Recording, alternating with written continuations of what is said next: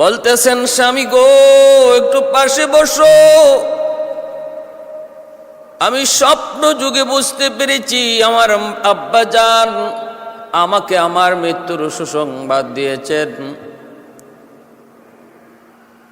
ও স্বামী, বাবার ইন্তেকালের সময় আমার কানে কানে আব্বা একটা কথা বলেছিলেন, তখন আমি কাঁদছিলাম।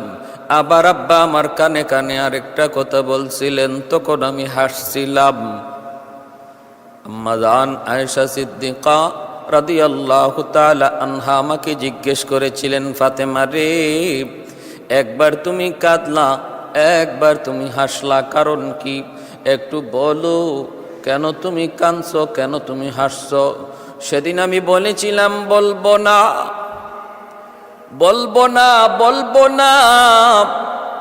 ও স্বামী, আজ তোমাকে আমি একটু জানাই। আব্বা বলেছিলেন, মারে আমি মরজে মৌতে আছি, আমি আর সুস্থ হয়ে উঠবো না, তোমার বাবা বিদায় নিবে। তখন আমি কথা শুনে কাঁদছিলাম। এরপরে আব্বা বলেছিলেন, মারে শোনো আরেকটা খুশ খবর, আমার বিদায়ের পর আমার আহলে বায়াত থেকে সবার আগে তুমি আমার সাথে সাক্ষাৎ করবা। এজন্য মায়ার নবীর ইন্তেকালের মাত্র 6 মাস পরেই মা ফাতেমা রাদিয়াল্লাহু তাআলা আনহা স্বপ্ন যুগে আল্লাহর নবীকে দেখলেন। নবী বললেন, ফাতেমা রে, আজ রাত তোমার সাথে আমার সাক্ষাৎ হবে। অতএব স্বামী গো, ও স্বামী, আমি আজ রাত গভীর রাতে দুনিয়া থেকে বিদায় নিব। একটু পাশে বসো। আলী রাদিয়াল্লাহু তাআলা আনহু, শেরে খুদা আলী, কারারে হায়দার যার উপাধি, এত বড় কঠিন দিলের মানুষ, সাথে সাথে বসে পড়লেন যেন আসমানটা ভেঙ্গে তার মাথায় পড়ল। আলী বসে গেলেন, বলতেছেন, ফাতেমা কি বললা, কি বললা? ও ফাতেমা, তুমি কি বলেছো? আর বলবা না, আর বলবা না। কয় না গো স্বামী, যতই যা কিছু বলো না কেন, আমার আজকে রাতে আমার বিদায়ের দিন, আজ রাত হলো আমার বিদায়ের রাত। তুমি এতটা ক্লান্ত হয়েও না, এতটা অস্থির হয়েও না, কারণ দুনিয়ায় আসা আছে যার, যাওয়া আছে তার, শুরু আছে যার, শেষ আছে তার, জন্ম আছে যার, মৃত্যু আছে তার। আসা যাওয়া নাই শুধু একমাত্র আল্লাহর, জন্ম নাই একমাত্র আমার মালিকের। এজন্য আল্লাহ পাকের মৌত নাই। আর যত মাখলুক রয়েছে তাদের শুরু আছে তাই শেষও আছে, জন্ম আছে তাই মৃত্যু আছে। অতএব তুমি অস্থির হও না, আজ নয় কাল আমাদের সবাইকে এক পথের প্রতীক হওয়া লাগবে। লিকুল্লি উম্মাতিন আজাল, ইজা জাআ আজালুহা লা ইস্তাখিরুনা সাআতান ওয়া লা ইস্তাকদিমুন। কুল্লু নাফসিন যায়িকাতুল মাউত। আল্লাহ বিশ্বাস করে না নাস্তিকের দল, কিন্তু মৌত বিশ্বাস করে। তারা বলে দেয়ার ইজ নো গড, আল্লাহ বলতে কিছু নাই। কিন্তু যদি বলা হয় মরণ আসেনি না নাই, তখন বলে অবশ্যই মরণ আছে। মরণকে অস্বীকার করার মতো শক্তি কারো নাই, নাস্তিকদেরও নাই। যারা আল্লাহ মানে না, যারা আল্লাহ বিশ্বাস করে না, এরাও মরণ বিশ্বাস করে। এজন্য খাতুনে জান্নাত বলতেছে, স্বামী গো, অস্বামী অস্থির হইও না। এটা এমন এক বিষয় যার থেকে পালাইবার কোনো সুযোগ নাই, তোমারও নাই, আমারও নাই। আজ আমি যাচ্ছি, কাল তুমি যাবা, এভাবে সবাই আমরা এক পথের প্রতীক। স্বামী গো, আমার পাশে একটু বসো। বিদায়ের আগে আমি কিছু কথা তোমার সাথে বলতে চাই গো স্বামী। এক নম্বর, আমার কিছু দাবি আছে আমার ইন্তেকালের পর। এই দাবিগুলা তুমি পূরণ করবা কিনা আমাকে কথা দাও। হযরত আলী রাদিয়াল্লাহু তাআলা আনহুর চোখ থেকে দর দর করে পানি পড়ে। তিনি কান্দেন আর বলেন, ফাতেমা রে, জীবিত থাকতে কোনো দিন মুখ খুলে আমার কাছে তুমি কিছু দাবি করো নাই, কিছু চাও নাই, কারণ চাইলে আমি আলী কষ্ট পাবো। আজকে মৃত্যুর পর তোমার এমন কি দাবি এমন কি দাবি তুমি একটু আমার কাছে বলো, একটু বলো। হযরত আলী রাদিয়াল্লাহু তাআলা আনহুর উপরে খাতুনে জান্নাত মা ফাতেমা রাদিয়াল্লাহু তাআলা আনহা এতটা খুশি ছিলেন রে ভাই। গভীর রাত, ঘুম থেকে উঠে একা একা নবীর ঘরের দিকে রওনা দিছেন। হযরত আলী তাকায় দেখেন বিছানায় খাতুনে জান্নাত নাই। পিছনে পিছনে তিনিও রওনা দিছেন। দেখেন আল্লাহর নবীর ঘরের সামনে যায় তিনি ডাক দিলেন, নবীজি দরজা খুললেন। হযরত আলী বাহিরে আড়াল থেকে কান লাগায় শুনতেছেন ফাতেমা বাবার সাথে কি কথা বলে, একটু শুনি। খাতুনে জান্নাত গভীর রাতে বাবার নবী যায় ঢুকলেন। মায়ার নবী দয়ার নবী তখন বলেন, ফাতেমা হঠাৎ করে নবীর ঘরে, হঠাৎ করে বাবার ঘরে, কারণ কি গো ফাতেমা? খাতুনে জান্নাত বলতেছেন, বাবা গো বলবো না, আজ আমি আপনাকে কিছু দেখাবো, একটু বাতিটা জ্বালান। আল্লাহর নবী একটু বাতিটা জ্বালাইলেন। খাতুনে জান্নাত তিনি তার হাতখানা দেখাইতেছেন। আমার নবী রহমতের নবী, তিনি দেখেন হাতের তালু আছে, চামড়া নাই, যেন লাল হয়ে একটা গোশতের টুকরা জমে আছে। কারণ ঘরের সমস্ত কাজ একা একা করেন। এ ভাই, শুধু ঘরের কাজ নয়, গম পিষা থেকে শুরু করে, আটা বানানো থেকে শুরু করে, কাই বানানো থেকে শুরু করে, কাপড় ধোয়া থেকে শুরু করে, এমন কোনো কাজ ছিল না যা খাতুনে জান্নাত তিনি করতেন না। এজন্য হাতের চামড়াটা খুলে পড়ে গেছে, চামড়াটা খসে পড়ে গেছে, জায়গায় জায়গায় ঠুসা হয়ে গেছে। আমার নবী রহমতের নবী, মায়ার নবীর চোখ দিয়ে দর দর করে পানি চলে আসলো।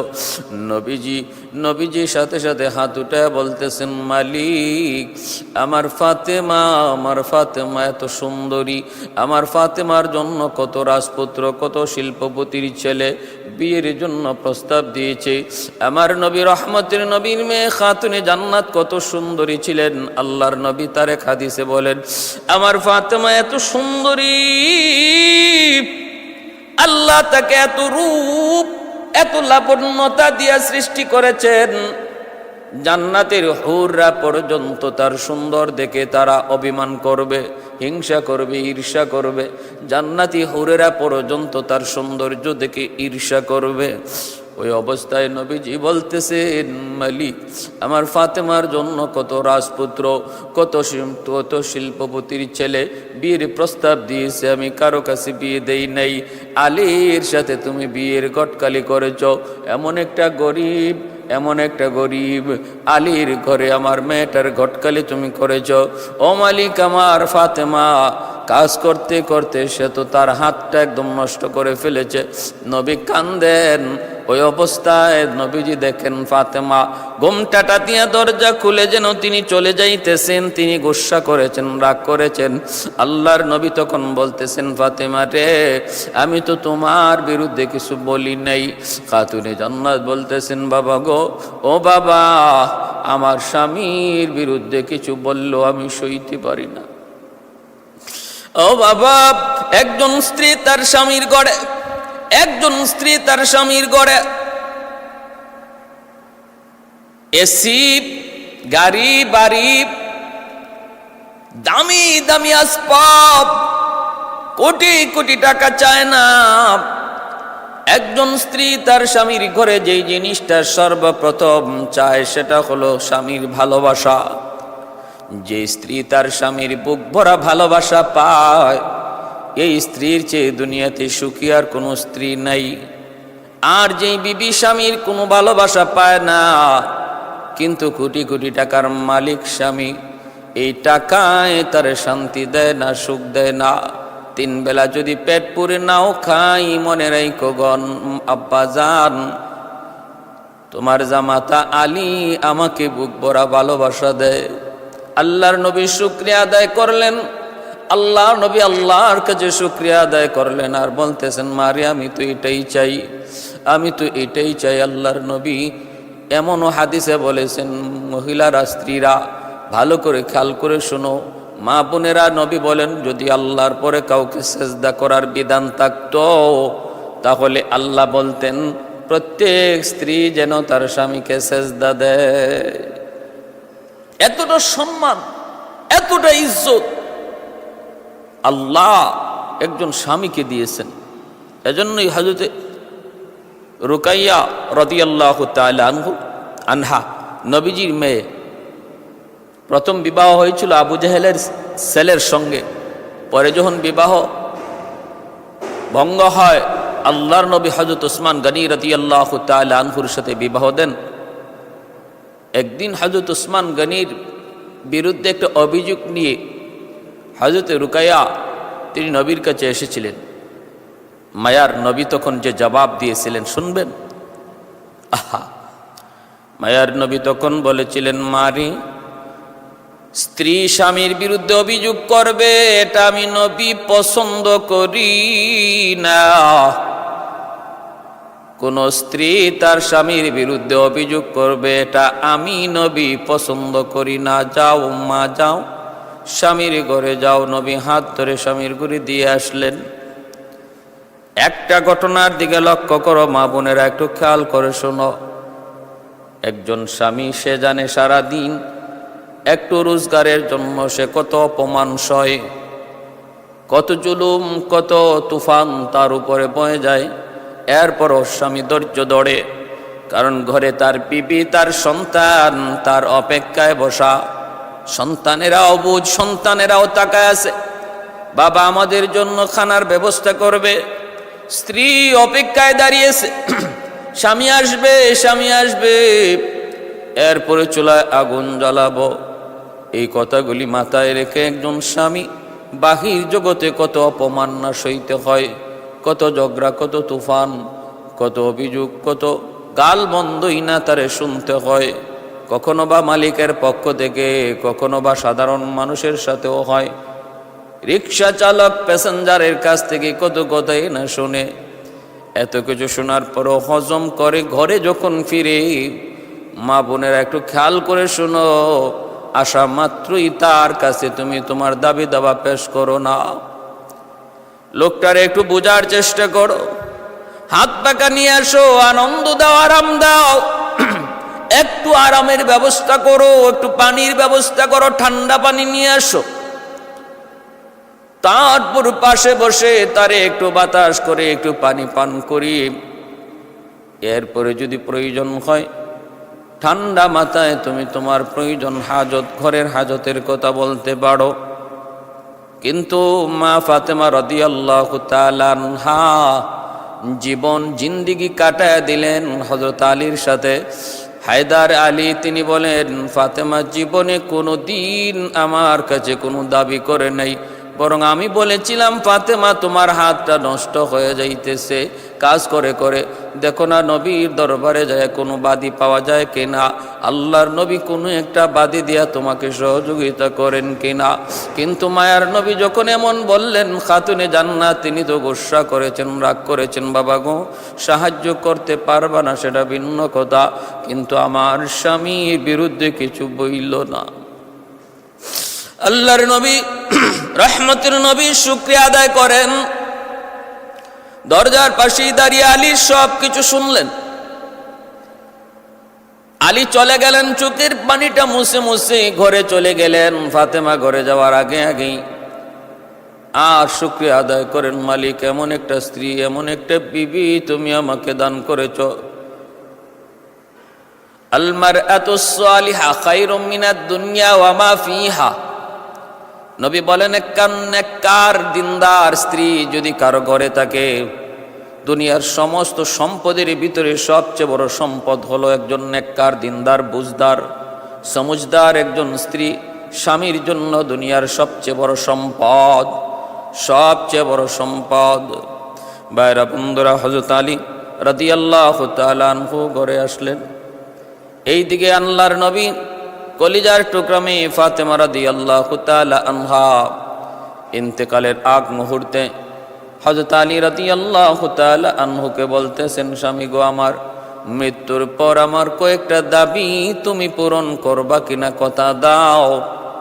আলী চোখের পানি মুছে না রে বলেন, ফাতেমারি জীবনে কোনোদিন আমার কাছে কোনো দাবি করো নাই, করলে আমি কষ্ট পাবো। এজন্য মৃত্যুর পর এমন কি দাবি আছে তোমার যেটা পূরণ করতে হবে? একটু বলো। আমার জান যাবে, তবুও তোমার দাবি পূরণ করার চেষ্টা আমি করব। কাঁদতেছেন কাঁদতেছেন। খাতুনি জান্নাত বলেন, স্বামী গো, হক আদায় করতে পারি নাই। একজন স্বামীর যে হক আমি ফাতেমা তোমার আদায় করতে পারি নাই। আমাকে তুমি প্রথম কথা হলো ক্ষমা করে দিও। অন্যায় কোনো দোষ কোনো অপরাধ যদি করে থাকি একটু দয়া করে তুমি ক্ষমা করে দিও। আমি তোমার মনে কোনো কষ্ট নিয়ে কবরে যেতে চাই না।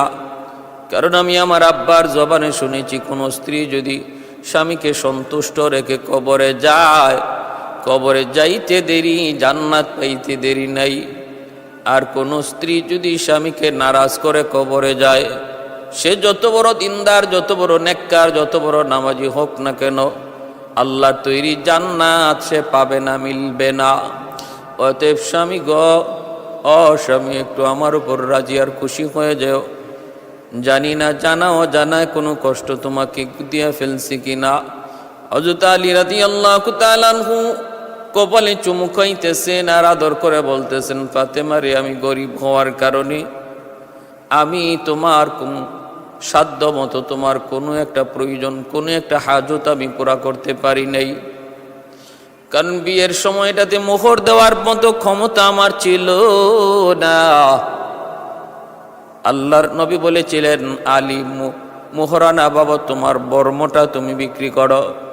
হযরত আলী রাদিয়াল্লাহু তাআলা আনহু এই বর্ম নিয়ে রওনা দিয়েছিলেন। উসমান গনি রাদিয়াল্লাহু তাআলা আনহু রাস্তায় পেয়ে গেলেন, আলী তুমি কোথায় যাও? বর্মটা বিক্রি করব মোহরানা বাবদ।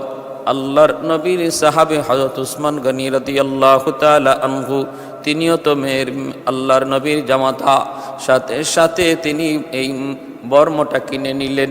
আলী, আমি যদি কিনি আমার কাছে বেচবানি? বলে অবশ্যই বেচব। সাথে সাথে ওসমান গনি কিনে নিলেন, এই টাকা দিয়ে মোহরানা পরিশোধ করলেন। আবার হযরত উসমান গনি রাদিয়াল্লাহু তাআলা আনহু তাদের বিয়েতে এই বর্মটা তিনি উপহার দিয়ে দিলেন। এজন্য এতটা গরিব ছিলেন আলী। আলী বলতেছেন, বিবি গো, গরিব হওয়ার কারণে তোমার কোনো দাবি, তোমার কোনো প্রয়োজন, তোমার কোনো হাজত আমি সাধ্যমতো পূরণ করতে পারি নাই। ঠিক আছে, তুমি কি বলবা বলো। খাতুনে জান্নাত বলতেছেন, এক নম্বর কথা হলো, স্বামী আমার মৃত্যু হবে রাতে, আমাকে দাফনও করবা তুমি রাতে। আমি সারা জীবন আল্লাহর কাছে চাইছি, মালিক শুধু জীবদ্দশায় নয়, আমার মরণটাও যেন পর্দার হালতে হয়, আমার মরণ যেন পর্দার হালতে হয়। আল্লাহ রাতের বেলায় আমার মরণটা লিখে রাখছেন। অতএব আল্লাহ মৌতের সময় আমার পর্দা তিনি জারি রাখছেন। কবরটাও তুমি রাতের অন্ধকারে দিও গো স্বামী, রাতের অন্ধকারে দিও। স্বামী, আমার কবরস্থ করার পর কবরের উপরে মাটি তুমি উঁচা করে রাখবা না, কবরটা সমান করে দিবা। যেন আমি চাই আমার কবরের কোনো আলামত যেন কেউ না বুঝে, কেউ যেন চিনতে না পারে এটা ফাতেমার কবর। আমার কবরটাও যদি চিনে ফেলে তাহলে তো বুঝে ফেলবে আমার কবরটা কতটুকু লম্বা, কতটুকু চৌড়া। কেউ কেউ হয়তো কবরের কন্ডিশন, কবরের লম্বা চৌড়া দেখে সে বুঝে ফেলবে আমি ফাতেমা কতটুকু লম্বা ছিলাম, আমি ফাতেমা কতটুকু চৌড়া ছিলাম, কতটুকু মোটা ছিলাম। এতটুকু আমি পর্দার খেলাফ মনে করি। শুধু জীবদ্দশায় নয়, মৃত্যুর পরেও আমি ফাতেমা পর্দার আড়ালে থাকতে চাই। খাতুনে জান্নাত ফাতেমা রাদিয়াল্লাহু তাআলা আনহার এই কথাগুলি শুনে আলী কাঁদতেছেন, আলী কাঁদতেছেন, আলী কাঁদতেছেন। ভাইরা বন্ধুরা, ওই অবস্থায় ফাতেমা রাদিয়াল্লাহু তাআলা আনহা বলেন, স্বামী গো, জান্নাতুল বাকির পূর্ব কোনায় একটা সবুজ বাতি জ্বলতেছে, ওই জায়গাটায় তুমি আমাকে কবর দিয়ে দিও। আর কবরটা করার জন্য কেউ না কেউ তো লাগবে, তুমি তো পারবা না, তোমার বাঙ্গা দিল, কোনো একজন বন্ধুকে দিয়ে তুমি কবরটা খনন করায় নিও। এই কথাগুলি বইলা হযরত আলী রাদিয়াল্লাহু তাআলা আনহুর কুলের মধ্যে মাথা রেখে জান্নাতের সকল মহিলাদের সরদারিনী খাতুনে জান্নাত তিনি দুনিয়া থেকে বিদায় নিলেন। হযরত আলী আবু যর গিফারি রাদিয়াল্লাহু তাআলা আনহুর বাড়ির সামনে যায় কাঁদতেছেন। গভীর রাত, আবু যর গিফারি কান্নার আওয়াজ শুনে দরজা খুলে দেখেন কারার হায়দার। ও আলী, জীবনে কোনো যুদ্ধে তোমাকে কাঁদতে দেখি নাই, তোমাকে মন খারাপ করতে দেখি নাই রে আলী। জীবনে কোনো যুদ্ধে তুমি কাঁদো নাই, আজকে এমন তোমার জীবনে কোন যুদ্ধ আসলো যেই যুদ্ধে তুমি হেরে গেলা, তোমাকে কাঁদায় দিছি। হযরত আলী আবু যর গিফারিকে জড়ায় ধরে বলতেছেন, আবু যর, আজ একটা কবর খনন করা লাগবে। কোথায়? কয় জান্নাতুল বাকিতে। বলে কে মারা গেছে? কারো মৃত্যুর খবর তো পাই নাই। আবু যর গিফারিকে আলী বলেন, আমার হাসান হুসাইনের মা, নবীর কলিজার টুকরা মেয়ে খাতুনে জান্নাত ফাতেমা আজকে ইন্তেকাল করেছে। ইন্না লিল্লাহি ওয়া ইন্না ইলাইহি রাজিউন।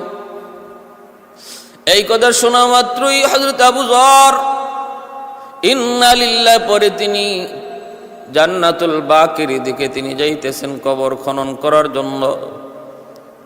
আলী রাদিয়াল্লাহু তাআলা আনহু তিনি লাশখানা হাতের মধ্যে লইয়া, কাঁধের মধ্যে লইয়া তিনি কবরস্থানে যাইতেছেন। পেছনে হাসান হুসাইন কান্দেন।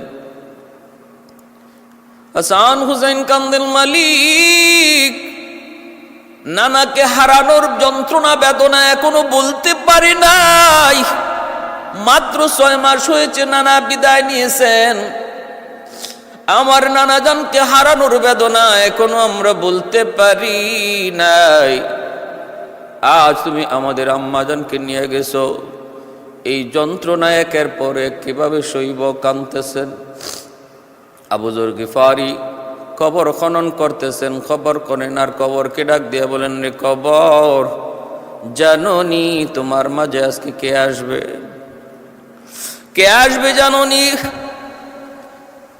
যিনি রাহমাতুল লিল আলামিনের কলিজার টুকরা মেয়ে খাতুনে জান্নাত, জান্নাতের সকল মহিলাদের সরদারিনী, যার পরিচয় হলো বিশ্ব নবী রহমতের নবীর কলিজার টুকরা মেয়ে।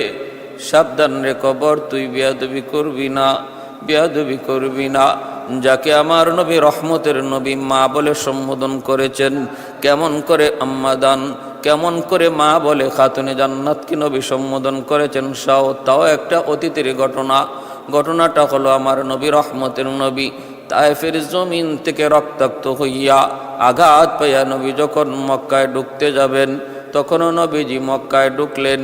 ঘরে গেলেন, আল্লাহর নবীর পুরা দেহটা রক্তে রঞ্জিত। খাতুনে জান্নাত ফাতেমা রাদিয়াল্লাহু তাআলা আনহা তখন দরজাটা বন্ধ করে দিলেন। বন্ধ করে দিতেছেন আর নবী বলতেছেন, মারে তুমি দরজা বন্ধ করো কেন? খাতুনে জান্নাত কান্দেন আর বলেন, বাবা গো, আমি দরজাটা বন্ধ করে তোমার মাধ্যমে আমার আল্লাহর সাথে কিছু কথা বলতে চাই। এই বইলা তিনি বলতেছেন, নবী বলেন, তাহলে দরজা বন্ধ করো কেন? খাতুনে জান্নাত বলে, কথাগুলি গোপন, এজন্যই দরজা বন্ধ করেছি। ডাক দিয়া বলতেছেন, মালিক, ও আসমানের মালিক, জমিনের মালিক, মুসা কালিমুল্লাহর জন্য তুমি লোহিত সাগরকে তুমি রাস্তা বানায় দিছো, ইব্রাহিম খলিলুল্লাহর জন্য আগুনকে তুমি ফুলের বাগান বানায় দিছো, তুমি কি আমার বাবার জন্য তায়েফের জমিনে এই দুশ্মনদের পাথরকে তুলা বানাইতে পারলা না? তায়েফের জমিনে ওই পাগলের দল, দুষ্ট ছেলের দল যখন আমার বাবার গায়ে পাথর মারলো, মালিক তুমি কি পারো নাই পাথরটাকে তুলা বানায় দিতে? তুমি কি পারো নাই? পারো নাই বুঝি? আল্লাহর নবী বলতেছেন, মারে এমন কথা কয় না, মা তুমি এমন কথা বইল না, এমন কথা বইল না। খাতুনে জান্নাত বলতেছেন, বাবা গো, বলবো না কেন? কারণ তোমার তো বাবাই নেই, জন্মের আগেই তো তুমি বাবা হারাইছো। অতএব বাবার দরদ তুমি কেমন করে বুঝবা? আর তোমার আল্লাহ, তার তো কোনো সন্তান নাই, বাবাও নাই, অতএব তিনি তো কোনো সন্তান জন্ম দেন না, কারো থেকে জন্ম নেন না, তিনিও তো বাবার দরদ বুঝেন না। আমি ফাতেমা তো বাবার দরদ, আমি ফাতেমা তো বাবার দরদ বুঝি, কেমন করে আমি ফাতেমা সইব? এই বইলা খাতুনে জান্নাত তিনি তখন সাথে সাথে একটু পানি গরম করার জন্য বাহিরে গেলেন। পানি গরম করতেছেন আর বলতেছেন, আল্লাহ তুমি আমার উপর গুসা করো না, রাগ করো না, মালিক আমি সইতে পারি নাই, আল্লাহ তোমার কাছে মাপ চাই, মাপ চাই। এই বইলা পানিটা গরম করলেন। একটু বাইরা বন্ধুরা, জৈতুনের তেল গরম কইরা আল্লাহর নবী, রহমতের নবীকে নিজের পাশে শুয়াইয়া, মায়ার নবী, দয়ার নবী, রহমতের নবী, গায়ে যদ্দূর যেখানে যেখানে ব্যথা ছিল, আঘাত ছিল, সবগুলি আঘাতের মধ্যে পানি দিয়ে ধুইয়া তিনি অলিভ অয়েল, তিনি ওই জৈতুন তেল লাগাইতেছেন আর মালিশ করতেছেন। ওই অবস্থায় নবীজি বলেন, ও নবীজি বলতেছেন, ঘটনা শুনাইতেছেন আম্মাদান আয়েশা সিদ্দিকা রাদিয়াল্লাহু তাআলা আনহাকে। আমার নবী এই ঘটনা শুনাইতেছেন, আয়েশা কেন ফাতেমা আমার মা, একটু শুনবানি। ফাতেমার কোলে আমি ঘুমায়া গেছি, আঘাত আঘাত আঘাত, সারা শরীর জুড়ে আঘাত, আঘাতে রক্তগুলা ফাতেমা মুইসা দিতেছে মায়ের মতো। একজন মা তার সন্তানকে যেইভাবে সেবা করে গো, তায়েফের জমিন থেকে আমি নবী যেইভাবে রক্তাক্ত হয়ে ফিরেছি, আমার ফাতেমা সেইভাবে আমার সেবা করতেছে, রক্তটা মুইসা দিতেছে। এই অবস্থায় আমি ঘুমায় পড়ছি। ঘুমের ঘরে স্বপ্ন যুগে দেখতে পেলাম আমার মাতার পাশে আমার জনম দুঃখিনী মা আমেনা, তিনি আমার মাতার পাশে দাঁড়ায় আছেন, বসে আছেন। আমি মায়ের কুলি যেন আমার মাতারা রেখে শুয়ে রইছি। আমি তখন বলতেছি, মারে পাইয়াই, আঙ্গুলটা ধরে বলতেছি, মারে এতদিনে তোমারে পাইছি, মা আমি তোমাকে ছাড়বো না, তুমি আমাকে চাইলে কোথায় গিয়েছিলে সে অল্প বয়সী, মাগো আমি তোমাকে আর ছাড়বো না। আঙ্গুলটা ধরে মা কয়া চিৎকার করে ডাক দিছি। ওই অবস্থায় আমার মেয়ে ফাতেমা আমার কপালে চুমুকাইছে, চোখ থেকে অশ্রু ঝরতেছে, চোখের অশ্রুর পানির ফুটা আমার গালে যখন পড়লো, আমার ঘুম ভেঙে গেল। আমি দেখতেছি আমার মেয়ে ফাতেমা কাঁদতেছে। আমি বলতেছি, মারে তুমি কি সারা জীবনই কানবা, সারা জীবনই শুধু কানবা? খাতুনি জান্নাত বলতেছে, বাবা গো, ঘুমের ঘরে তুমি মা কইয়া তুমি ডাক দিছ, আমার হাতটা তুমি জড়ায় ধরছো, এই যে দেখো আমার হাতে তুমি এখনো ধরে রাখছো। আল্লাহর নবী, রহমতের নবী তখন বলতেছেন, মারে ও মা, মা কইয়া যদি তোমার হাত আমি ধরে থাকি, তাহলে তুমি আজ থেকে আমার মা, কারণ স্বপ্নে আমি তোমার জায়গায় আমার মা আমেনাকে বসা দেখতে পেয়েছি। সুবহানাল্লাহ। শাফিঈ রোজে জাযা ও খিতাবে আম্বিয়া, শাফিঈ রোজে জাযা ও খিতাবে আম্বিয়া, সাহেবে হাউজুল ওয়াজিল খুদা রোজে আতীদ, সাহেবে হাউজুল ওয়াজিল খুদা রোজে আতীদ, साहिबे असरान ऊना मुझसे अकबर बरमला, साहिबे असरार ऊना मुझसे अकबर बरमला, इल्मे उ अज अव्वलिनो आखिरी अंदर मजीद, इल्मे उ अज अव्वलिनो आखिरी अंदर मजीद, रहमतुल्लिल आलमी खंदश खुदावंदे करीम, खल्को खुल्को कौलो फ़िअलो हदियो सिमते ও হামিদ। আমার ভাইরা, এজন্য আবু যর গিফারি কবরের খুঁড়তেছেন আর কবরকে বলতেছেন, জানো তিনি কে? তিনি আমার নবীর কলিজার টুকরা মেয়ে, আমার নবী যাকে মা বলেছেন। এ জাননি জাননি ইনি কে? ইনি হাসান হুসাইনের মা। রে কবর, বেয়াদবি করবি না, বেয়াদবি করবি না।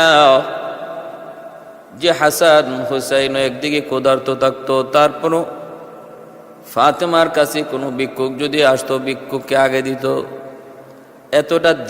এতটা দিল ছিল তার। আল্লাহর নবী, রহমতের নবী, মায়ার নবী, মসজিদে নববীতে তিনি বসা। একটা ভিক্ষুক আসলো নবীর কাছে, আইসা সওয়াল করলো। আল্লাহ বলেন, ওয়া আম্মাস সাইলা ফালা তানহার। বন্ধু, কোন সাইল যখন সওয়াল করে তারে ধমক দিও না, ধমক দিয়া তারায়া দিও না। সাধ্য অনুযায়ী তারে সাহায্য করো, না পারলে বুঝের সাথে তারে বলো। আল্লাহর নবী তালাশ করে দেখেন ভিক্ষুককে দেওয়ার মতো কিছুই নাই। নবী বলতেছেন, আমার কাছে কিছুই নাই। ওই যে আমার মেয়ের ঘর, ফাতেমার ঘর, তুমি ফাতেমার কাছে একটু যাও। আমার মন বলে ফাতেমা তোমাকে কিছু দিয়ে সাহায্য করবে। অথচ নবী জানতেন ফাতেমার ঘরেও কিছু নাই, কারণ নবীর ঘরে যখন কিছু নাই, ফাতেমার ঘরে কিছু নাই, নবীর ঘরে কিছু নাই, আবু বকরের ঘরে কিছু নাই, নবীর ঘরে কিছু নাই, উমরের ঘরে কিছু নাই। আমার নবীর ঘরে কিছু থাকতো, ফাতেমার ঘরেও থাকতো, আবু বকর উমরের ঘরেও থাকতো। আল্লাহর নবী ভিক্ষুককে দেখায় দিলেন। ভিক্ষুক তখন বলতেছে, আপনি যে আমাকে আপনার মেয়ের ঘরের দিকে পাঠাইতেছেন, আপনার মেয়ে কেমন করে বিশ্বাস করবে? আপনি যে পাঠাইছেন এর একটা আলামত দিন, এর একটা সনদ দিন, প্রমাণ দিন। আল্লাহর নবী তখন বলতেছেন, যাও রে আমার সালমান ফারসি রাদিয়াল্লাহু তাআলা আনহু, সাহাবায়ে কেরামের ভিতরে সবচেয়ে বেশি হায়াত পেয়েছিলেন, লম্বা হায়াত, 350 বছর হায়াত পেয়েছিলেন। 120 বছর বয়সে সালমান ফারসি তিনি কালেমা পড়ে মুসলমান হয়েছিলেন।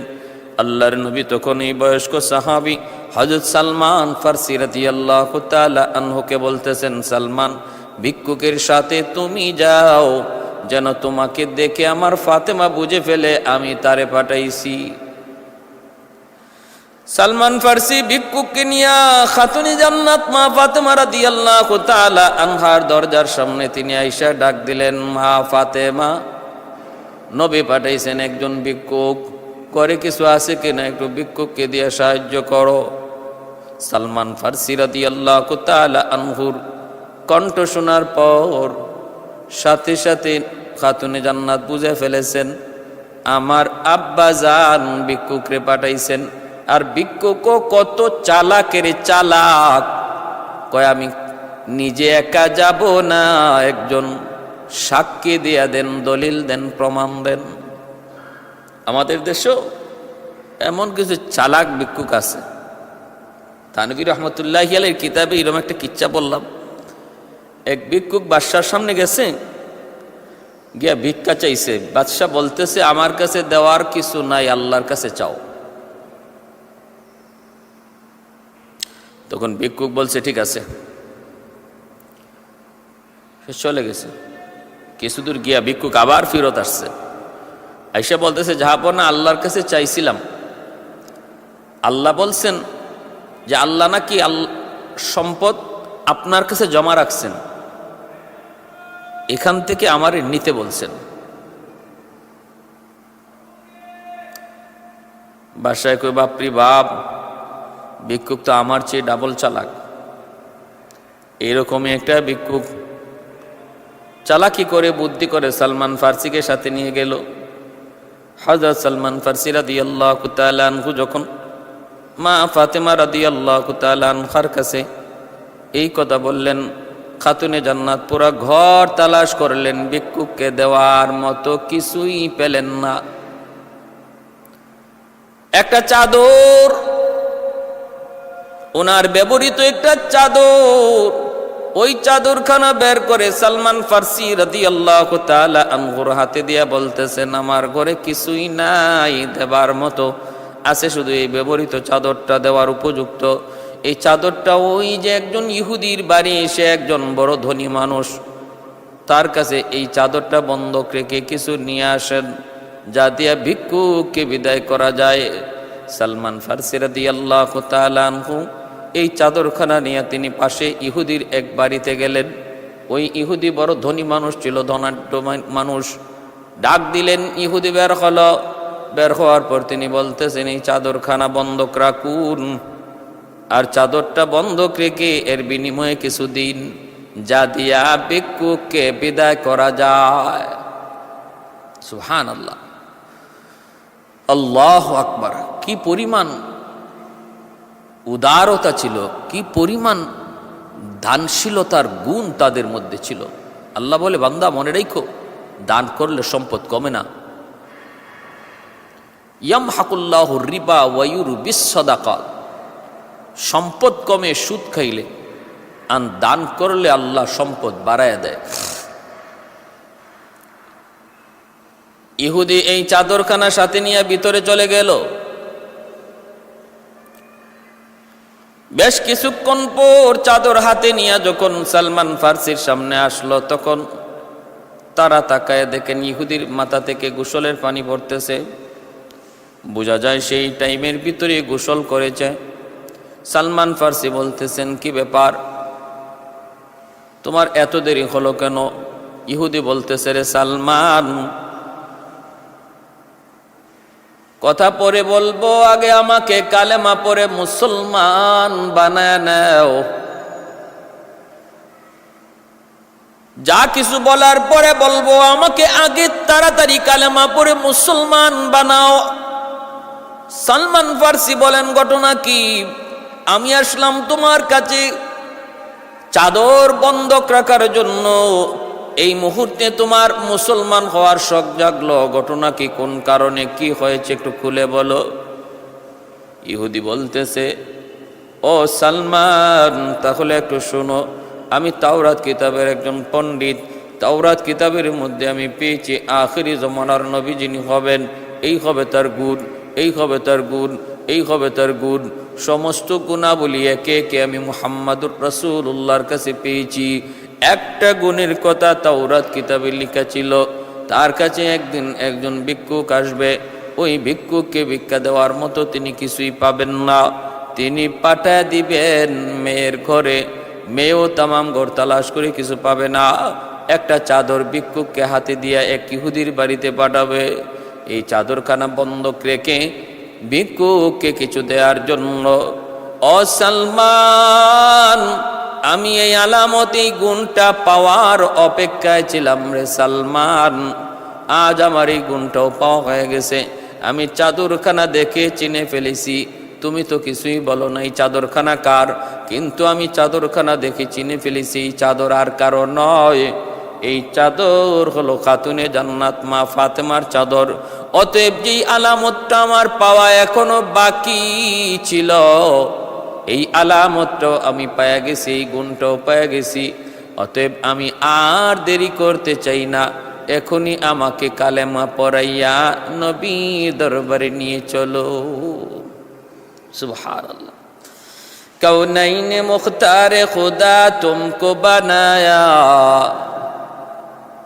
कौनैन मुख्तार खुदा तुमको बनाया, उम्मत का निगाहबान खुदा तुमको बनाया, उम्मत का निगाहबान खुदा तुमको बनाया। मौला मेरा आका मेरा रहमत की नबी है, ताजदार मदीना के तुम्हारे अरबी है, তাজদার মদিনা হে তোমাহে আরবি হে। মনে আছে? সে আব্দুল কাদের জিলানী রহমতুল্লাহ আলাইহি তিনি মুরিদদেরকে জোহরার ব্যাখ্যা দিচ্ছেন। জোহরা তিনি কে ছিলেন, তারে আল্লাহ কেমন গোপন করে রাখছেন, কেমন পর্দার ভিতরে রাখছেন। আর হযরত আবু যর গিফারি রাদিয়াল্লাহু তাআলা আনহু খাতুনে জান্নাত মা ফাতেমার গুণগুলি কবরকে শুনাইতেছেন। এরে কবর, হাসান হুসাইনের বাপ ফাতেমা এমন একটা দুইটা ঘটনা নয়, নিজে না খায়া তিনি ভিক্ষুককে খাওয়াইছেন, নিজে না খায়া সওয়ালকারীকে তিনি যা ছিল তা দিয়া দিছেন। আরেকটা এমন ঘটনা হাকিমুল উম্মত থানবী তার কিতাবের মধ্যে লিখছেন। এরকম ভাবে একটা ভিক্ষুক আইসা বলতেছে, মায়ার নবী গো, আমি বড় ক্ষুধার্ত, আমাকে খানা দিন। আমার কাপড় নাই, আমাকে একটা কাপড় দিন। আমার কোনো বাহন নাই বাড়িতে যাওয়ার জন্য, আমাকে একটা বাহন দিন। আল্লাহর নবী তখনও বলতেছেন আমার ঘরে কিছু নাই। ওই যে আমার মেয়ে ফাতেমার ঘরে যাও। আমার নবী ভালো করে জানতেন ফাতেমার ঘরে কিছু নাই, তারপরও কেন বলেন? কারণ আমার আল্লাহর ইশারায় সব হয়, কিছু না কিছু একটা ঘটবে, কিছু না কিছু একটা হবে।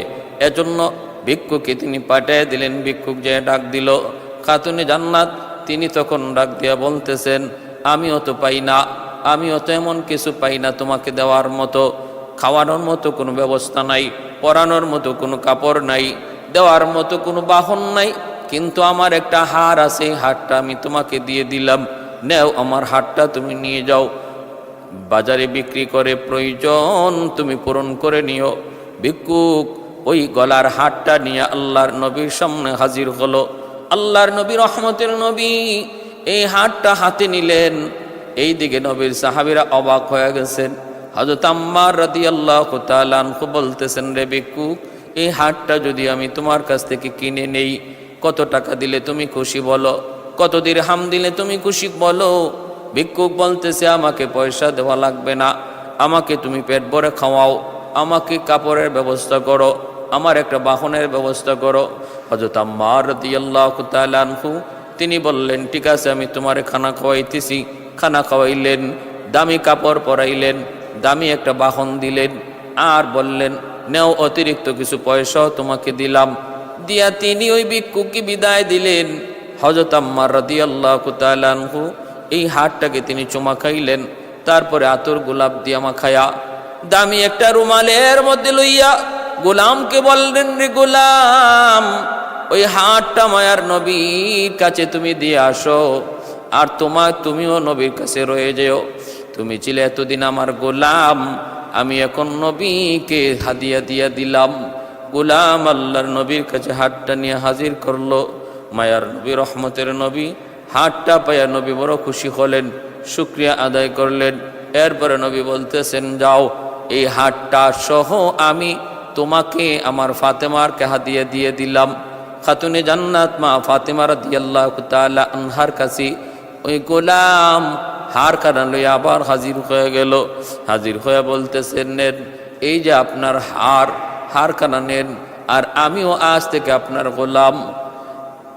খাতুনে জান্নাত মা ফাতেমা রাদিয়াল্লাহু তাআলা আনহা এই দৃশ্য দেখার পর এতটাই শুকরিয়া আদায় করলেন, এতটা খুশি হলেন, মায়ের দেওয়া হার তিনি এইবার আবার ফেরত পেয়ে গেলেন। কেমনে কি হলো? কয় সব কিছু এমনি হয়েছে, ভিক্ষুকের খানাও পূরণ হয়েছে, কাপড়েরও হাজত পূরণ হয়েছে, বাহনেরও প্রয়োজন পুরা হয়েছে। হযরত আম্মার তিনি তাকে ব্যবস্থা করেছেন। আমি ছিলাম আম্মারের গোলাম, তিনি আমাকে সহ আপনার কাছে পাঠিয়ে দিয়েছেন, নবীর কাছে পাঠাইছেন, নবী আপনার কাছে পাঠিয়ে দিয়েছেন। খাতুনে জান্নাত রুমালের হাতটা গ্রহণ কইরা খুশিতে তিনি বলতেছেন আমি আজ থেকে তোমাকে আজাদ করে দিলাম, আর তোমাকে গোলামি করা লাগবে না।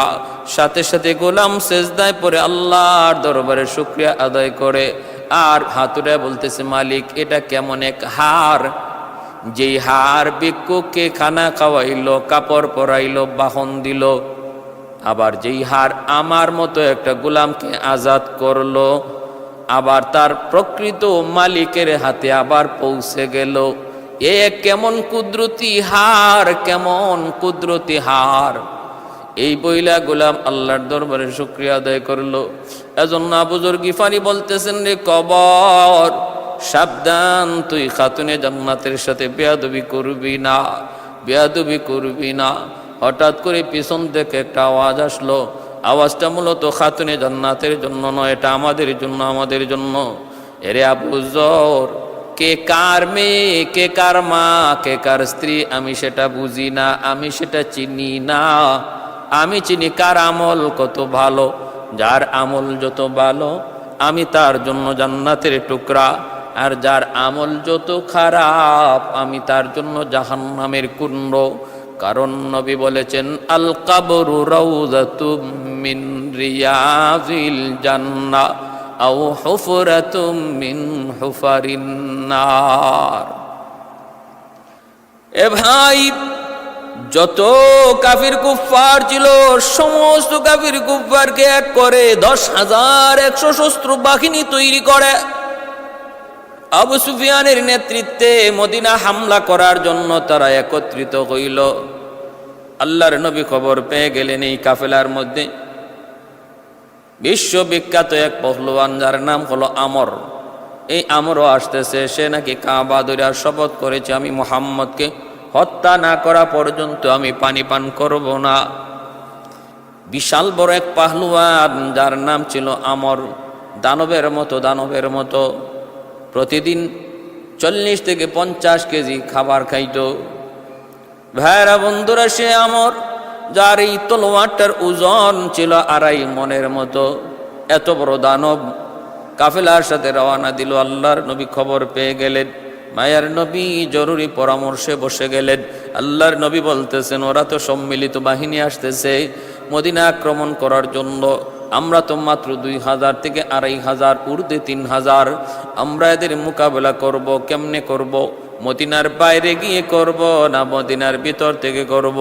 পরামর্শ হলো না গো নবী, আমরা মদিনার বাইরে যাব না, মদিনার ভিতর থেকে আমরা যুদ্ধ করব ওদের সাথে, কিন্তু মদিনা নগরী ওদের থেকে আমরা নিরাপদ রাখবো কেমন করে? সালমান ফারসি রাদিয়াল্লাহু তাআলা আনহুর পরামর্শে তিনি বলতেছেন নবী গো, মদিনা শরীফ তো 3 দিক দিয়ে আবদ্ধ, 3 দিক দিয়ে মদিনা থেকে বের হওয়ার কোনো রাস্তা নাই, ঢুকবারও কোনো রাস্তা নাই, একটা দিক দিয়েই শুধু মদিনা ঢুকতে হয়। এই রাস্তাটা এইবার আমরা কি করে নেই, পরীক্ষা খনন করে নেই।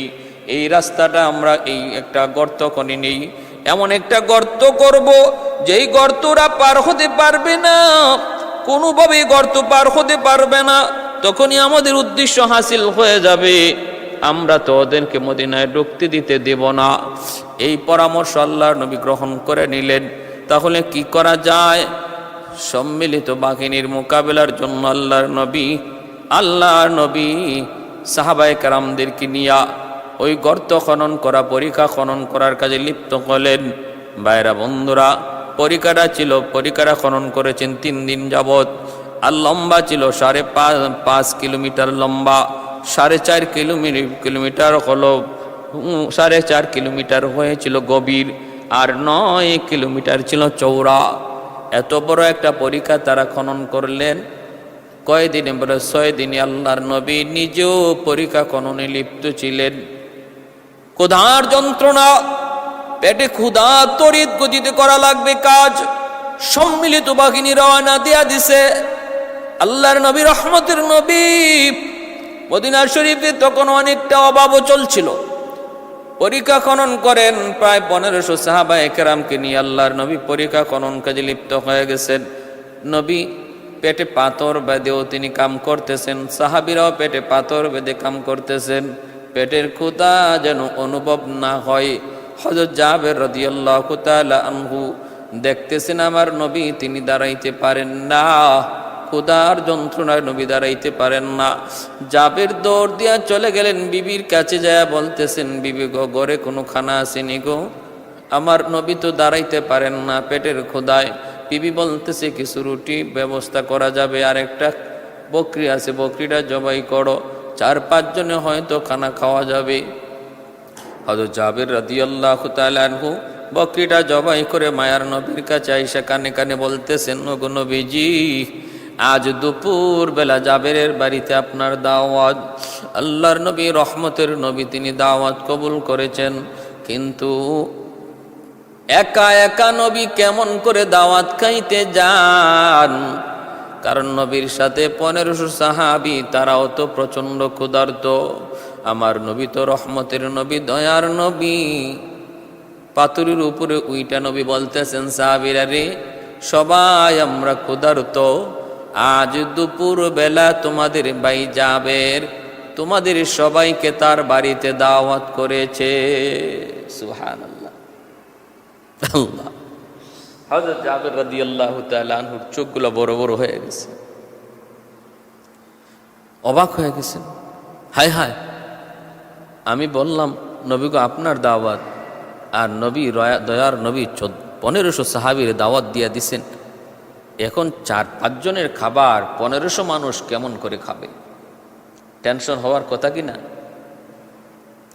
হযরত জাবির রাদিয়াল্লাহু তাআলা চিন্তায় পড়ে গেলেন, চোখগুলা বড় বড় হয়ে গেল।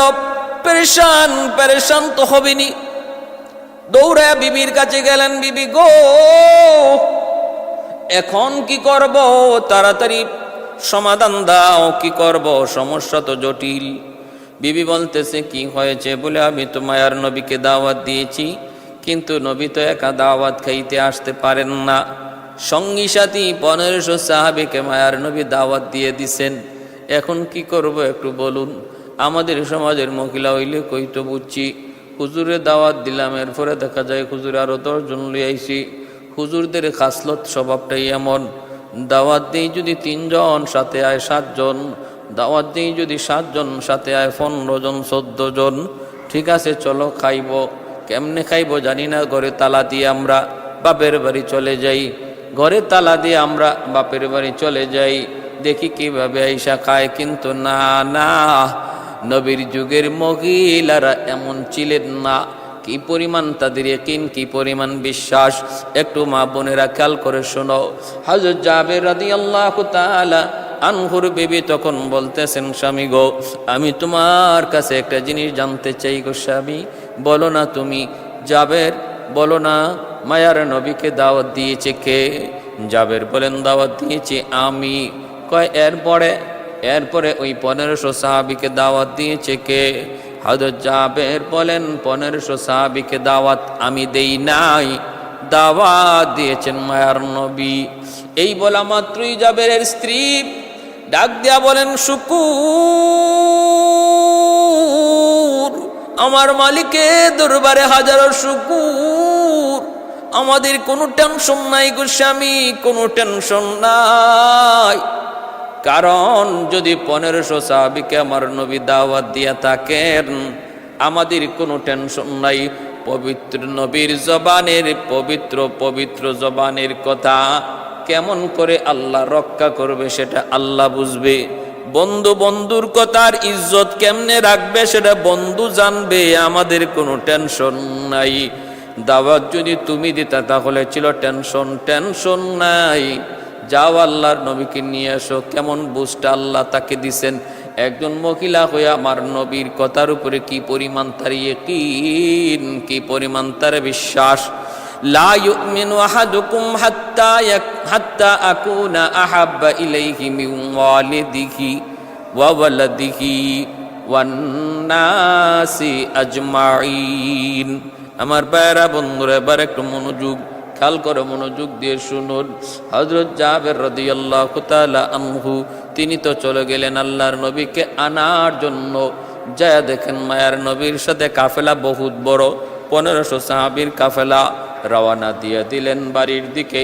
জাবের যাইতেছেন আর মনে মনে টেনশন, শুধু আল্লাহর কাছে দোয়া করতেছেন। বহুত বড় টেনশন মালিক। রওনা দিলাম 1500 তোমার নবীর সাহাবীদের নিয়া, কিন্তু আমার ঘরে খানা আছে মাত্র 4 থেকে 5 জনের। ব্যবস্থা কেমন করে হবে জানি না, আল্লাহ কেমন করে ব্যবস্থা হবে জানি না। তুমি তো তোমার কোরআনে বলেছো, মান আমিলা সালিহাম মিন যাকারিন আও উনসা ওয়া হুয়া মুমিন ফালানুহয়িয়ান্নাহু হায়াতান তাইয়্যিবা ওয়া লানাজজিয়ান্নাহুম আজরাহুম বিআহসানি মা কানু ইয়ামালুন। তুমি তো বলেছো যে ইমানের সাথে আমল করবে, নেক আমল করবে, দুনিয়াতে তার হায়াতের জিন্দেগি, পবিত্র হায়াতের জিন্দেগি তুমি তারে দান করবে, তারে রিজিকের মধ্যে তুমি বরকত দিবে। আল্লাহ তুমি আজকে বরকতের ব্যবস্থা কইরো। এবার মায়ার নবী, রহমতের নবী জাবেরের হালত দেখে ডাক দিলেন, জাবের কাছে আসো। কাছে আনার পর আল্লাহর নবী বলতেছেন, রে জাবের তুমি বুঝি মহা টেনশন করতেছো? কোনো টেনশন করো না। আমার আল্লাহ আমাকে জানিয়ে দিয়েছেন আজকে তোমাদের অল্প খানার মধ্যে এমন বরকত হবে, 1500 সাহাবী খাওয়ার পরেও বরকত কমবে না। কোনো টেনশন করো না। আল্লাহ তোমার আর তোমার বিবির ইখলাসের বদৌলতে কম রিজিকের মধ্যে বরকত দিবে বেশি। যাও, কোথায় তোমার গোশতের পাতিল? গোশতের পাতিল সে চুলায় থাকবে, আর খামির কোথায় আমাকে দেখাও। নবীজি দুটা পাতিলে ডাকনা উঠাইয়া পবিত্র একটু লব লাগাইয়া ডাকনা লাগাইয়া বলতেছেন, জাবের তুমি শুধু এখান থেকে খানা নিবা, ডাকনা উঠাইয়া কখনো দেখার চেষ্টা করবা না কি পরিমাণ গোশত এখনো আছে। আল্লাহর নবী যাইয়ে বলতেছেন, আমার 500 সাহাবীরে প্রথমবার বসাও। জাবের বলেন, নবী গো আপনি একটু বসেন। জাবের বলতেছেন, নবী গো আল্লাহ আমার মা বাবা আপনার উপর কুরবান, আপনি একটু বসেন। নবী বলতেছেন, জাবের না, আজ আমি তোমার বাড়ির মেহমান নই, আমি হলাম মেজবান, মেহমানগুলো আমার সাহাবীরা। 500 জন সাহাবী খানা খাইল। নবী দেখতেছেন আর বলতেছেন, জাবের এইদিকে আরো রুটি দাও, এখানে আরো গোশত দাও। এইভাবে নবী তখন মেহমানদারি করতেছেন। 500 সাহাবী পেট বইরা খানা খাওয়া শেষ, আরো 500কে নবী বসাইলেন। এই 500 জন নবী খানা খাওয়াইলেন। এরপরে 500 জন বসাইলেন, এই 500 জনকেও খানা খাওয়াইলেন। 3 বেচে 1,500 সাহাবীর খানা শেষ। হযরত জাবের রাদিয়াল্লাহু তাআলা আনহু টেনশনে পড়ে গেলেন। 4 জনের খাবার খাইলো 1,500 মানুষ। হায় এখনো এই পাতিলে খানা আসেনি না নাই জানি না। আমার মায়ার নবী, রহমতের নবী এখনো খানা খান নাই। হায় যদি পাতিলে খানা না থাকে রে, আমার তো খানা কোনো না কোনোভাবে ব্যবস্থা করতে হবে। জাবের আর ধৈর্য ধরতে পারলেন না, দৌড় দিয়া তিনি পাতিলের কাছে চলে গেলেন। যায় তিনি ডাকটা উঠায় ফেললেন। নবী নিষেধ করলেন, রে জাবের না না, ডাকনা উঠাও না। এরপরও জাবের আর ধৈর্য ধরতে পারলেন না, তিনি যা ডাকনাটা উঠায় ফেললেন। ডাকনাটা উঠানো মাত্র আল্লাহর নবী বলতেছেন, রে জাবের কি করলা তুমি, কি করলা? জাবের তাকায় দেখেন পাতিলের মধ্যে শুরুতে যেই পরিমাণ গোশত ছিল এখনো সেই পরিমাণ গোশত আছে, 1 জাররা পরিমাণ গোশত কমে নাই। নবী বলতেছেন, জাবের যদি তুমি আজকে এই ডাকনা না উঠাইতা তাহলে মদিনার সমস্ত মানুষকে যদি খানা খাওয়ানো হইতো, তোমার খানা বিন্দু পরিমাণ কমতো না। ভাইরা বন্ধুরা, 1500 সাহাবী নিয়ে মায়ার নবী খন্দক পরিখা খনন করলেন। সম্মিলিত বাহিনী আবু সুফিয়ানের নেতৃত্বে মদিনার কাছাকাছি চলে আসলো বিশ্ববিখ্যাত পাহলওয়ান আমরকে লইয়া। আইসাই তারা দেখে বিশাল বড় একটা পরিখা। এই পরিখা তারা গোড়ার উপরে সর হইয়া কেমনে পাড়ি দিবে, সম্ভব না। পারে কিনারায় তারা অবস্থান করলো। পরিখার ওই পারে নবী, নবীর সাহাবীরা, আর ওই পারে হলো সম্মিলিত কাফেরদের বাহিনী। পাথর নিক্ষেপ শুরু হলো, তীর মারা শুরু হলো। পার হওয়ার মতো অবস্থা নাই। ওই অবস্থায় মক্কার সম্মিলিত কাফির বাহিনী তারা ওখানেই কোনো রকম তাবু বানায় অবস্থান করলো। আর হাতের দ্বারাই ঢিল চোরাচুরি হইতেছে, তীর মারা হইতেছে। আল্লাহর নবী, রহমতের নবী সাহাবায়ে কেরামদেরকে নিয়ে ওই পরিখার পারে তিনি নবী নিজে দাঁড়ানো। এখান থেকে যুদ্ধ চলছে। ভাইরা বন্ধুরা, দিন যায় রাত যায়, একদিন 2 দিন নয়, প্রায় 6 সপ্তাহ চলে গেল। 6 সপ্তাহ চলে গেল। এইদিকে কাফেররা, মক্কার সম্মিলিত বাহিনী 10,000 মানুষ, প্রতিদিন খানার প্রয়োজন, আবার পানির প্রয়োজন, আবার তাদের জন্য হাজতের প্রয়োজন। একদিন 2 দিন নয়, প্রায় মাসের উপরে যখন চলে গেল, ওদের রসদপত্র ফুরায় গেল, পানি ফুরায় গেল, অভাব আস্তে আস্তে বাড়তে লাগলো। চিন্তায় পড়ে গেল, কই হায় এখন কি করব? এই অবস্থায় আমরা আর কতদিন থাকব? আমরা আর কতদিন এই অবস্থায় থাকব? ওই অবস্থায় যে বিশ্ববিখ্যাত পাহলওয়ান আমর, সে কয় আমি আর পারলাম না, যে কোনো মূল্যে আমি পরীক্ষা পার হয়ে যাব। এই বইলা সে কিছু সঙ্গী সাথী নিয়া টেকে সে ঘোড়া চালাইয়া একটা দিক দিয়া পার হয়ে গেল। হইয়ে ডাকতে শুরু করল, রে মুসলমানের দল, আসনি এমন কেউ, আমি আমরের তলোয়ারের সামনে আসবা? আসনি এমন কেউ যে তার মাকে বিধবা, মাকে এতিম বানাইবা, মাকে সন্তান হারা বানাইবা, সন্তানকে এতিম বানাইবা, স্ত্রীকে বিধবা বানাইবা, এমন কেউ আসুক কি? এ মুসলমানের, আর তোমরা তো শুনেছি মরলে শহীদ, আসুকে এমন কেউ? শহীদের তামান্না মনে রাখো। কেউ তো সাহস করে না, কেউ সাহস করে না। আল্লাহর নবীও তখন ডাকতেছেন, আসো এমন কি কোনো সাহাবি যে আমরের মোকাবেলায় দাঁড়াবা? সাহাবিরাও কেউ নতুন মাথা উঠান না, ভয় পেয়ে গেছেন। হায়, সাহাবিরা বলতেছেন, নবী গো, এই এত বড় পাহলওয়ানের সাথে কে লড়বে? হযরত আলী রাদিয়াল্লাহু তাআলা আনহুর সাথে সাথে দাঁড়ায় গেলেন। দাঁড়ায় বলতেছেন, ইয়া রাসূলুল্লাহ, আমাকে অনুমতি দেন গো নবী, আমি ওর বিরুদ্ধে লড়ব। আল্লাহর নবী বলে, আলী, বয়স মাত্র তোমার 23, তুমি ছোট্ট, তুমি বসো। নবী আবার ডাক দিলেন, আর অন্য কেউ আসো কি? কেউ তো উঠে না। আলী আবার দাঁড়ালেন। 3 বার কারারে হায়দার আলী রাদিয়াল্লাহু তাআলা আনহু শেরে খুদা আলী যখন দাঁড়ালেন, তখন নবী অনুমতি দিয়ে দিলেন, যাও যাও, আমি আল্লাহর কাছে তোমার জন্য সাহায্য চাইতেছি। আলী, যাও, আল্লাহর হাওলা করে তোমাকে দিলাম। আলী রাদিয়াল্লাহু তাআলা আনহু শেরে খুদা আলী তিনি আমরের সামনে এসে তিনি দাঁড়ালেন। আমর ডাক দেখো, কে তুই? হযরত আলী বলতেছেন, আমি কারারে হায়দার শেরে খুদা আলী। কার ছেলে? কয় আবু তালিবের ছেলে। কয় রে আলী, আবু তালিবের সাথে আমার বড় একটা ভালো সম্পর্ক ছিল, বন্ধুত্ব ছিল। আমি চাই না বন্ধুর ছেলেকে আমি নিজের হাতে হত্যা করব। আলী, তুমি চলে যাও। আলী বলতেছেন, আমি তো চলে যাওয়ার জন্য আসি নাই।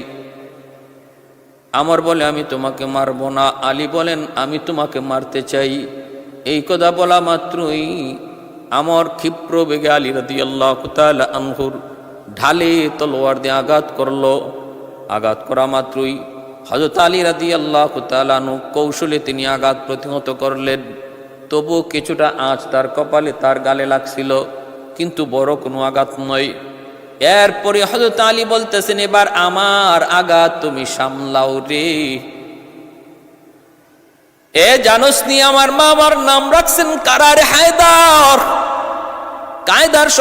কারার শব্দের অর্থ হলো ফিরে ফিরে আক্রমণ। হায়দার বলা হয় ওই সিংহকে, যেই সিংহ জীবনে কোনোদিন পরাজিত হয় না, সামনে যা পায় সব কিছু সাফা করে নিয়ে যায়। আমার মা আমার নাম রাখছেন হায়দার। এই হায়দার নাম শোনা মাত্রই আমরের কলিজা কামড় দিয়ে উঠছে। কারণ আমরের মা, সেও ছিল একজন জ্যোতিষী। আমরের মা বলেছিল, রে বাবা, তোর নাম রাখলাম আমর, বিশ্ববিখ্যাত পহলওয়ান হবে, কেউ তোর সাথে পারবে না। কিন্তু আমি মা জ্যোতিষী বিদ্যা পড়ে যা বুঝলাম, হায়দার নামে এক ব্যক্তির সাথে তোমার পরাজয় হবে এবং তার হাতে তোমার মৃত্যু হবে। যদি কোনো দিন তুমি বুঝো আর জানো যে হায়দার নামে কেউ সামনে এসেছি, আমি মা বললাম তার সামনে তুমি যেও না। কারণ আমি জ্যোতিষী বিদ্যা পড়ে যা বুঝলাম, তুমি তার হাতে হত্যা হবে। হায়দার নাম শোনা মাত্র আমরের ভয় অন্তরে জাগলো। আলী রাদিয়াল্লাহু তাআলা আর সারেন নাই, ক্ষিপ্র বেগে আঘাত করলেন। ইতিহাসের পাতায় এর চেয়ে বড় আক্রমণ পৃথিবীতে আর কোনোদিন হয় নাই, আর হবেও না। এত বড় আঘাত, এত বড় হামলা, ঢালটা দ্বিখণ্ডিত হইছে। এমনকি তার মাথা থেকে একদম পা পর্যন্ত পুরা বডিটারে একদম 2 ভাগ করে ফেলেছেন হযরত আলী রাদিয়াল্লাহু তাআলা আনহু। हैदार तेरा नाम से इस्लाम रहेगा, हैदार तेरा नाम से इस्लाम रहेगा, दुनिया की शजाअत में तेरा नाम रहेगा, दुनिया की शजाअत में तेरा नाम रहेगा, उस्मान तेरा नाम से इस्लाम रहेगा, दुनिया की सखावत में तेरा नाम रहेगा, दुनिया की सखावत में तेरा नाम रहेगा। अल्लाहर नबी रहमतेर नबी নারায়ে তাকবীর আল্লাহু আকবরের আওয়াজে আকাশ বাতাস মুখরিত হয়ে গেল। আমরের দ্বিখণ্ডিত বডি দেখে সঙ্গী সাথী যারা ছিল সব ভাগতে লাগলো। তখন ওই পারে যাওয়ার পর কাফেরদের মধ্যে এক ভয় সৃষ্টি হয়ে গেল। তাদের ভরসা ছিল যার উপর, সে আমর দ্বিখণ্ডিত হয়ে গেছে আলীর তলোয়ারের সামনে। আলীর তলোয়ারের সামনে শের খুদা আলী। ওই অবস্থায় আল্লাহ পাক রব্বুল আলামিনের কাছে আল্লাহর নবী দোয়া চাইলেন, আল্লাহ আল্লাহ, আমাদের অবস্থা বেহাল হয়ে গেছে।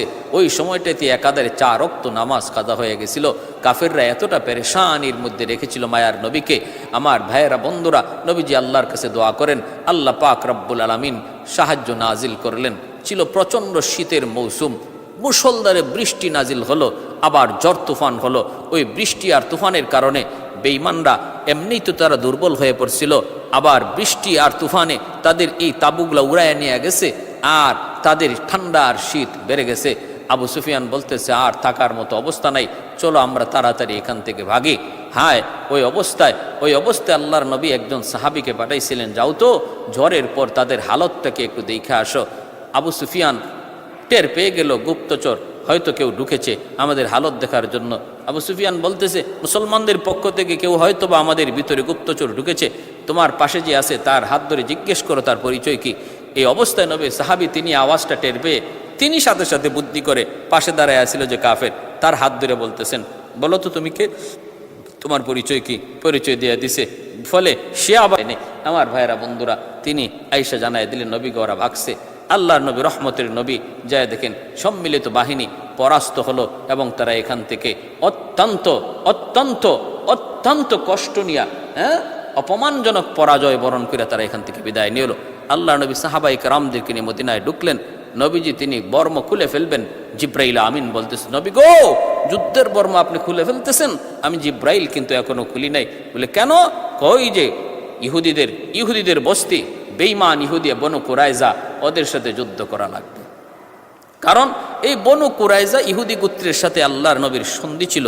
মদিনার পাশেই ইহুদি একটা গোত্র বনু কুরাইজা, ওদের সাথে সন্ধি ছিল যে মদিনা যদি দুশমনের দ্বারা আক্রান্ত হয় আমরা সম্মিলিতভাবে দেশ রক্ষা করব, ধর্ম যার যার দেশ সবার। কিন্তু ওই ইহুদিরা এই সন্ধি তারা ভঙ্গ করেছে, গাদ্দারি করেছে, সম্মিলিত বাহিনীর সাথে যোগ দিছে। এজন্য জিব্রাইল বলেন এদের প্রতিশোধ না নিয়া আমি যুদ্ধের বর্ম খোলা যাবে না। আল্লাহর নবী রহমতের নবী সাহাবায়ে কেরামদেরকে নিয়া তখন রওনা দিলেন বনু কুরাইজা দখল করার জন্য। নবী সেখানে গেলেন, যায় দেখেন বিশাল এক ফটক, বিশাল এক দরজা, তাদের ভিতরে ঢোকার মতো অবস্থান নাই। আল্লাহ নবী বাহির থেকে সাহাবায়ে কেরামদেরকে নিয়ে অবস্থান করলেন, আর বাহির থেকে সমস্ত খাদ্যদ্রব্য পানি এগুলা ভিতরে প্রবেশ করা বন্ধ করে দিলেন, ওদের খাবার ভিতরে প্রবেশ করা বন্ধ করে দিলেন। 21 দিন পর্যন্ত বনু কুরাইজাকে আল্লাহর নবী যখন অবরুদ্ধ করে রাখলেন তাদের এই গাদ্দারির কারণে, তখন তারা ভিতর থেকে নিরুপায় হয়ে বলতেছে যে আমরা আপনার মদিনার আউস গোত্রের লিডার আবু লুবাবার সাথে একটু পরামর্শ করতে চাই, একটু সুযোগ দেন। কারণ আউস গোত্রের সাথে ইহুদি বনু কুরাইজার একটা সম্পর্ক আগে থেকেই ভালো ছিল। এজন্য এরা চাইল যে আউস গোত্রের আবু লুবাবার সাথে তারা একটু পরামর্শ করবে। এইদিকে আল্লাহর নবী রহমতের নবীর সিদ্ধান্ত, নবীজি এদেরকে ছাড় দিবেন না। আল্লাহরও সিদ্ধান্ত, জিব্রাইলও শুনাইছেন এই গাদ্দারদেরকে ছাড় দেওয়া যাবে না, এদেরকে হত্যা করতে হবে। আবু লুবাবাকে আল্লাহ নবী পাঠাইলেন, যাও ওরা তোমাকে ডাকতেছে। তিনি ভিতরে গেলেন, বনু কুরাইজার কাফির ইহুদিরা বলতেছে আমাদের ব্যাপারে সিদ্ধান্ত কি মুহাম্মদের, আমরা যে আত্মসমর্পণ করি আমরা কি ক্ষমা পাবো? আবু লুবাবা মুখে কোনো জবাব না দিয়া হাতটা গর্দানের মধ্যে রেখে এইভাবে দেখাইলেন, অর্থাৎ বুঝাইলেন তোমাদের গর্দান আলাদা করা হবে। এতে ইহুদিরা বুঝে ফেলল যে আমরা আত্মসমর্পণ করলেও আমরা বাঁচতে পারবো না, বাঁচার কোনো পথ নাই।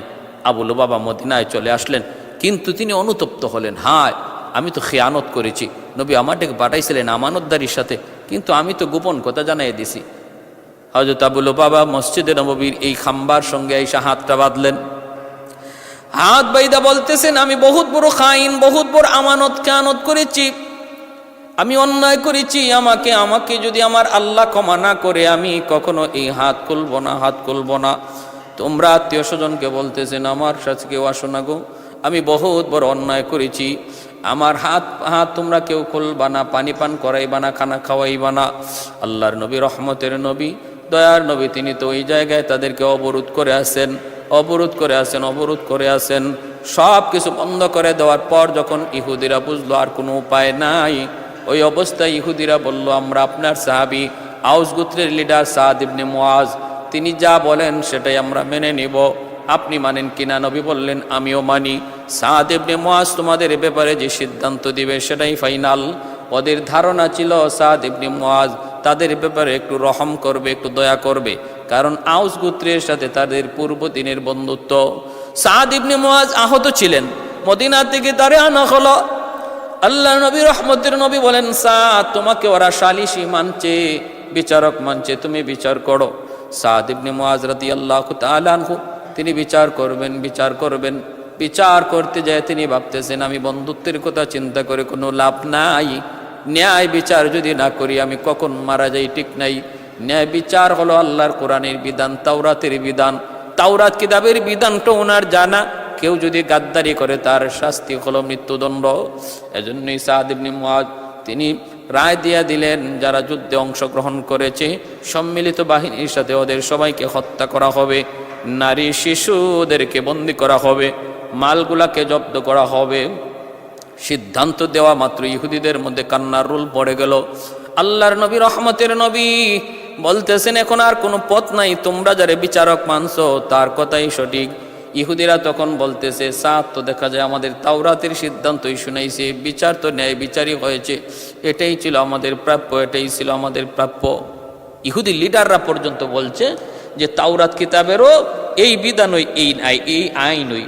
তারা এরকম কথা বলছিল, ইয়া আইয়ুহান নাস লা বা'সা বিআমরিল্লাহ, যে এই সাদ ইবনে মুআয যে আদেশ দিয়েছে, যে রায় দিয়েছে, এটা আল্লাহরই আইন, আল্লাহরই রায়। 400 জন পুরুষকে হত্যা করা হলো, নারী শিশুদেরকে বন্দী করা হলো। বনু কুরাইজা মুসলমানের দখলে আসলো। আমার ভাইয়েরা, বন্ধুরা, এইভাবে ইহুদিরা সর্বযুগে মুসলমানদের সাথে গাদ্দারি করেছে, সর্বযুগে। আর নবীজি রহমই করে চলেছেন, রহমই করেছেন। খায়বারেও তারা ছিল, আল্লাহর নবী রহম করে তাদেরকে জায়গায় থাকতে দিছেন। কত বড় গাদ্দারি করেছে খায়বারের ইহুদিরা, নবী সেখানেও তাদেরকে থাকতে দিছেন, শুধু ট্যাক্স নিছেন। এরপরেও একের পর এক জ্বালা যন্ত্রণা তাদের ছিলই। শেষ পর্যায়ে হযরত ওমর ফারুক রাদিয়াল্লাহু তাআলা শাসন আমলে জাজিরাতুল আরব থেকে, আরব সীমান্ত থেকে ইহুদিদেরকে তিনি বের করে দিয়েছিলেন। কারণ এরা কুত্তার লেজের মতো, এটাতে ঘি দিয়া মাখাইলেও সোজা হয় না। যত অনুনয় বিনয় আর দরদার দয়ানবী দেখাইছেন, কোনো মূল্য তারা দেয় নাই।